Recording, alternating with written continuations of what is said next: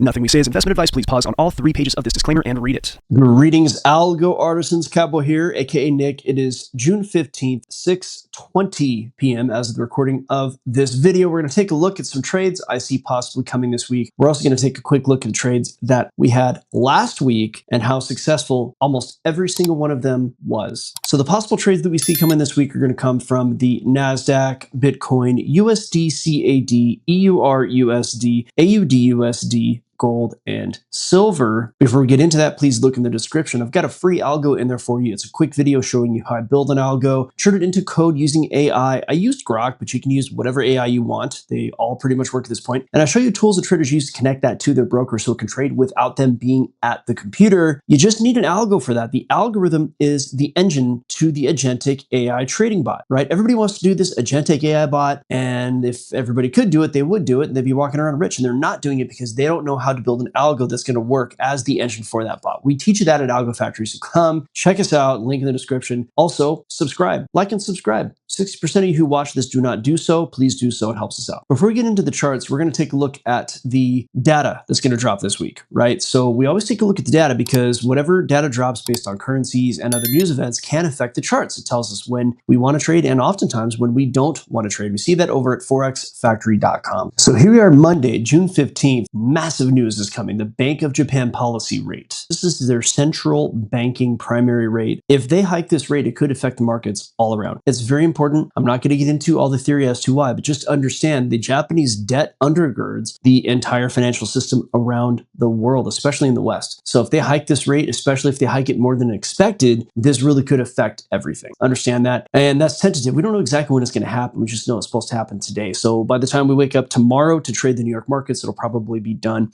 We also have the Australian cash rate. They're expected to hold steady. That happens at 12:30 a.m. EST on Tuesday. And then we have their press conference after that. So trading the Aussie and the Japanese yen over the next several hours can be pretty tricky. I personally would wait to take any major trades until the Japanese data comes out. Wednesday, New York time at 2 a.m. is the British CPI year over year. That's a very big inflation metric and will affect the British pound and FTSE markets. Wednesday is also a massive day. We have the FOMC, the federal funds rate. Now, a lot of people are hoping for a rate cut, but honestly, we've seen a lot of inflation. A lot of that has come from the Iran war, oil inflation, other things. As such, I don't personally expect to see the rate being cut. Not yet, and maybe not ever again. But that's a conversation for another time. I do expect either rates to be held or hiked, and that can affect everything across the world, all markets. So I would probably not trade Wednesday morning or take any swing trades. I might scalp a little bit if there's any volatility, and that happens at 2 p.m. EST. We also have the press conference 30 minutes later. And then 6:45 p.m. EST, we have the New Zealand GDP quarter over quarter. So anybody trading the Kiwi should know about that. And then 2 a.m. EST, the British claiming account change. That's employment data that can affect the pound and the FTSE markets. Thursday, 3:30 a.m. EST, we have the Swiss monetary policy assessment and their policy rate. So that can affect the Swiss franc for those trading Forex. 7 a.m. EST, we have the British bank rate. So it's a big week for all the central banks to do their rates. That can affect some things. It probably won't affect the US markets too much, but I still would be pretty careful. And Friday, that's about it. There's a bank holiday, so US markets will probably be really quiet. And I don't know if the Nasdaq futures will even be trading that day. We'll see. So let's go ahead and jump into the charts, and we'll start with the Nasdaq.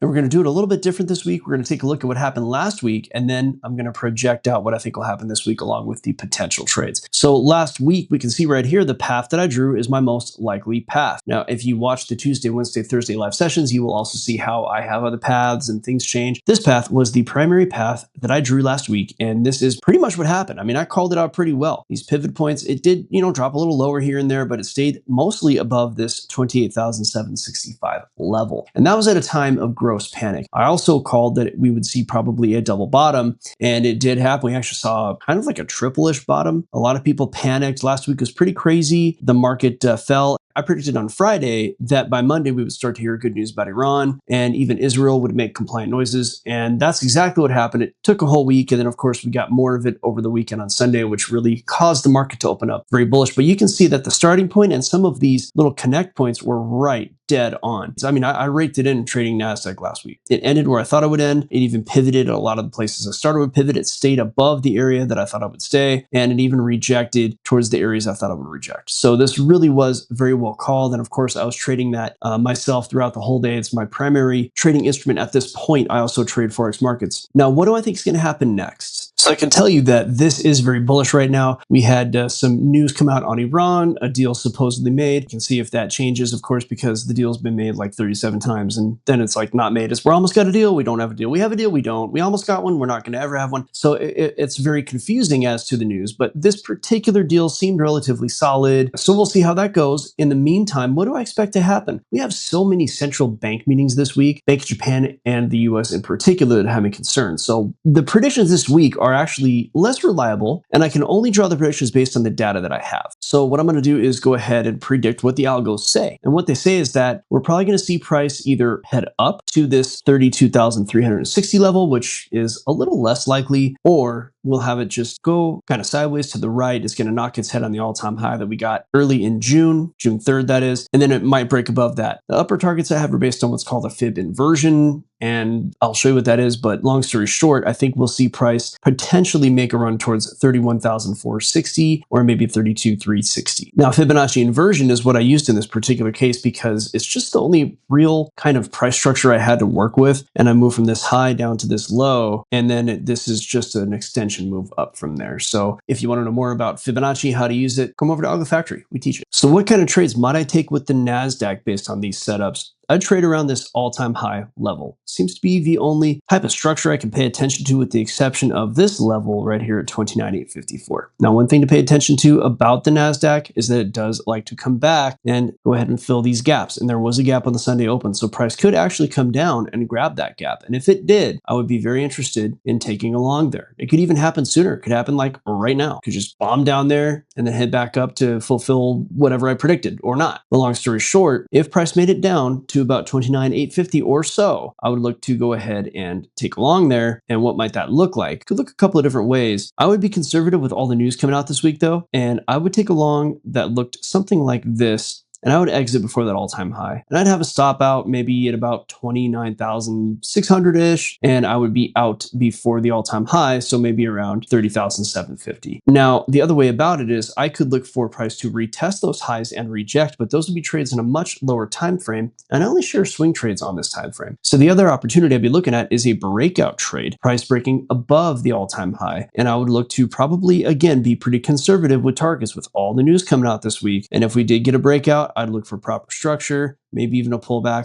and I would be out before 31,450 or so, right? That's the fib inversion extension level, and I'd have a stop out just based on some kind of structure, whatever happened. And the same would be the case if it happened later in the week, right? Now, once the central bank data is out, in particular, once the US data is out on Wednesday, I can be a little bit more aggressive on these trades depending on how the market is behaving. But these are the kinds of trades I'd be looking at for the Nasdaq this week. Let's take a look at Bitcoin.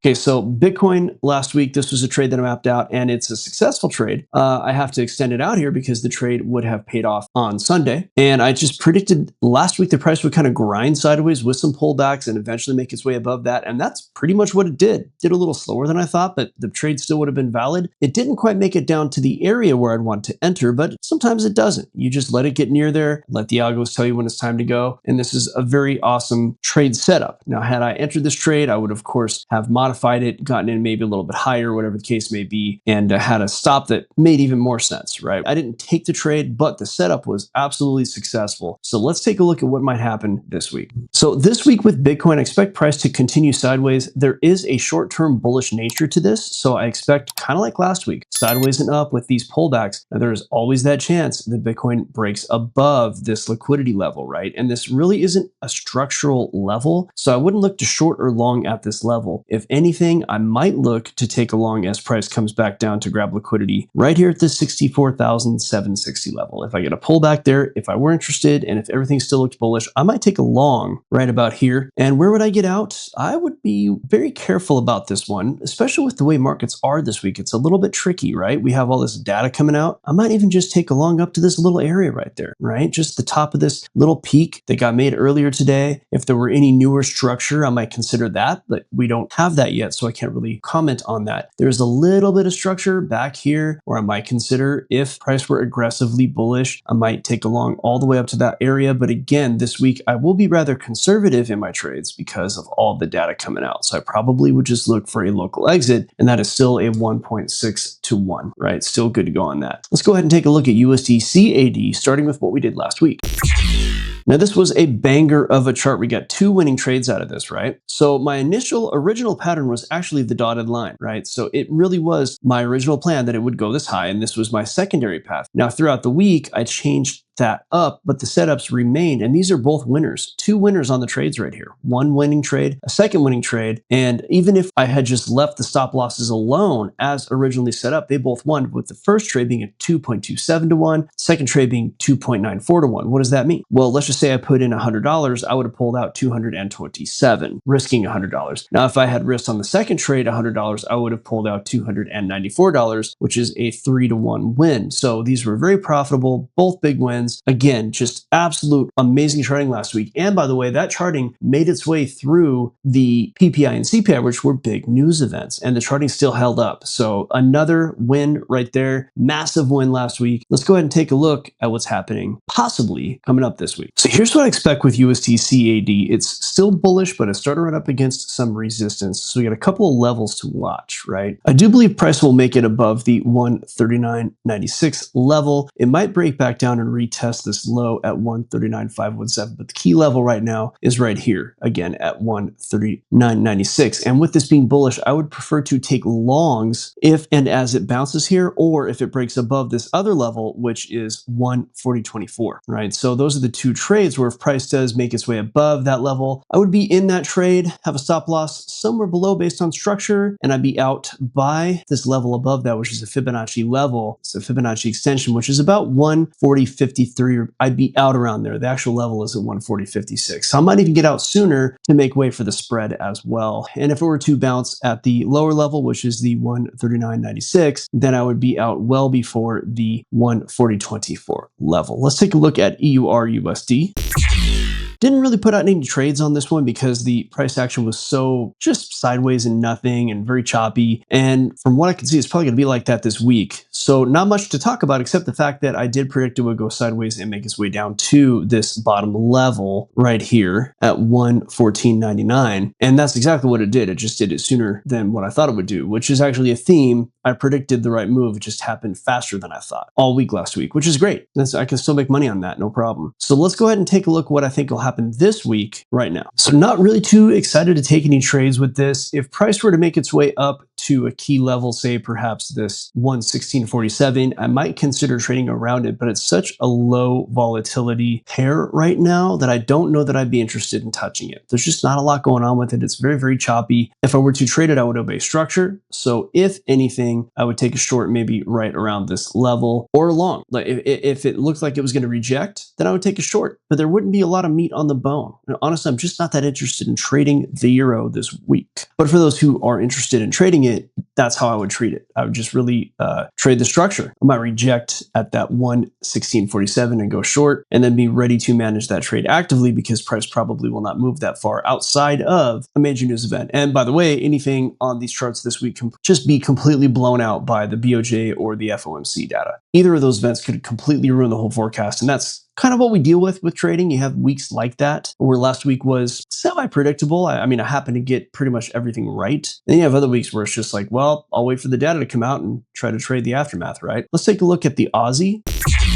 So again, great prediction last week. It didn't make it all the way to the target, but the entry of the trade was pretty much on point. I predicted what it was going to do. Again, it happened sooner than I thought. Price came up to this level, and actually it was kind of already there, and then it just headed down, right? So at some point, this trade would have been about 2 to 1 in profit, just a little over that, maybe counting the spread, not quite, but it really did bounce right off that entry and head down. So beautiful trade for anybody who had the same kind of research that I did and able to pull out that kind of money. And by the way, easy to make a much tighter stop on this once that actually happened. It could have easily been a 3 or 4 to 1, and by the time I took profit, something like a 3 to 1. So that was a win. Let's go ahead and take a look at what I think is going to happen this week. As of now, I do expect this to head down a bit. It probably will stay between this range level. So with your top side at 78.98, this line right here, and then the lower level right here, right at this arrow, which is at 69.780. And throughout the week, I expect it to head down. Generally, it might not make it all the way down to that level. Not a bad short to take very quickly. If I can get a move back up here and then have it head down, I might consider that short, but I don't think it's going to get past 69.780. So, and that's an aggressive look. It might not even make it all the way down there. You might see it bounce and just kind of go sideways and not make it to those targets. But I do think the smartest trade for me might be to look for a quick pull up, grab a nice entry, and have a short trade down to the bottom of that range. Something like this. And that's if the FOMC and the BOJ don't really just kind of fling this all over the place, right? Let's take a look at gold.